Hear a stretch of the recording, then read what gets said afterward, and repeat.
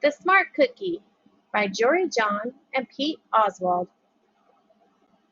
Greetings, I'm a cookie. I live in a bakery on a street corner near a river. Come on in.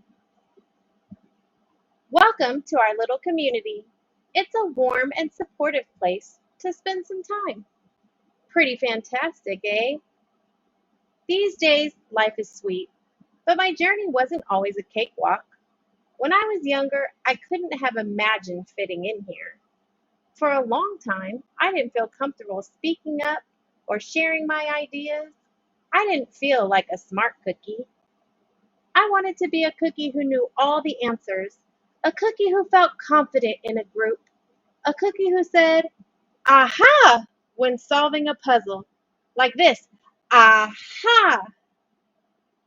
Looking back, I had some trouble in my early days. I went to school in a gingerbread house. Our teacher, Miss Biscotti, was kind and patient. When I arrived each morning, she'd wave at me and smile. But I didn't get the best grades, and I never raised my hand because I couldn't think of the answers as fast as the others. And I was the last to finish most tests. It wasn't because I didn't care, and it wasn't because I didn't try. Sometimes I'd get distracted and mess up, even though I knew the material. Those were the most frustrating moments of all. Once I misspelled the word dough. That was rough. Another time I added when I meant to subtract. Occasionally, we'd have a lesson where I had absolutely no idea what was happening. I just couldn't keep up. I imagined that my desk was a raft and that I was completely lost at sea, because that's what it felt like. At night, I slept in a cookie jar. I had about 6 dozen roommates. Move. You move. No, you move. Now you move. Now you move. I'd stay awake and stare out the window and worry. And it went this way day after day after day. But then something happened that changed everything. It all started with a homework assignment. Miss Biscotti requested our attention one afternoon. Tonight, I would like you to create something completely original, she announced. It can be anything you want. Please bring it to class tomorrow. That was it. There were no further instructions. Mrs. Biscotti winked at me as I gathered my belongings. I felt like I had a million butterflies in my stomach. Create anything? Something original? Due tomorrow? Mm. When I got home, I immediately went to work. At first, I tried a cooking project. The results were half-baked. Next, I tried to hammer and nail something. It splintered immediately. Then, I tried making a sculpture. It was a complete bust. I wondered if I was about to fail yet another assignment. I was stuck. I stared out the window and watched the rain hit the river. There was something mesmerizing about the water, how it moved in such a chaotic way, swirling around and around, yet ultimately figuring out exactly where it needed to go. Aha! Suddenly I had an idea. I decided to write something original, a poem. I came up with the title based on how I'd been feeling, My Crummy Days. After that, the rest of it seemed to fall into place. I wrote and I wrote.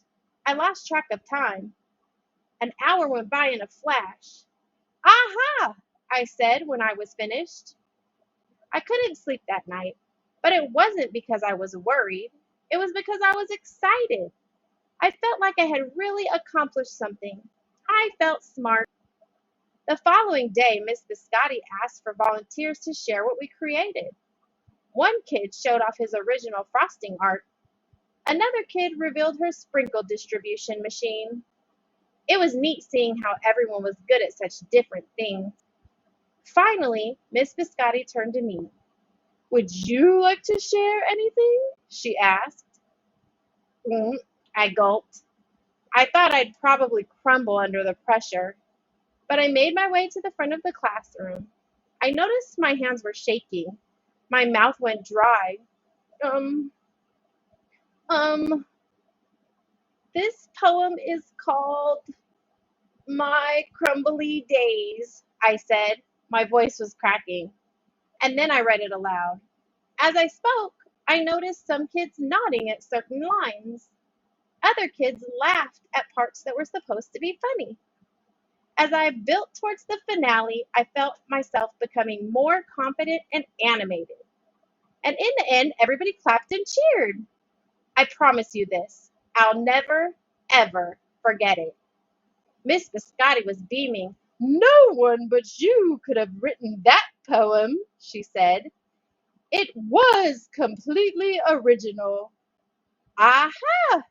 I had done it. I created something and shared it with the world. Well, my world at least. The rest of the day was a blur. By recess, I was already planning my next poem. I would call it My Sweet Morning. Aha! I thought when I came up with the title. Later that afternoon, Miss Biscotti handed me a note. It said that I should keep on writing no matter what. That meant so much to me.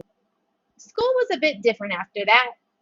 I wasn't so scared to raise my hand or ask a question or share my work. Sure, some things still don't come as easy for me as they do for others, but now I know that you can be smart in many different ways. You don't have to have the answers to every question or suddenly be great at everything all at once. You just need a chance to try all kinds of things to find out who you are and what you like to do. As for me, I learned that I can write and I can think up great ideas. And I found plenty of other things I'm good at too. I no longer feel lost at sea. It's more like floating down a river. And the best part is, there's always more to learn because we're all smart cookies. Aha, aha, aha.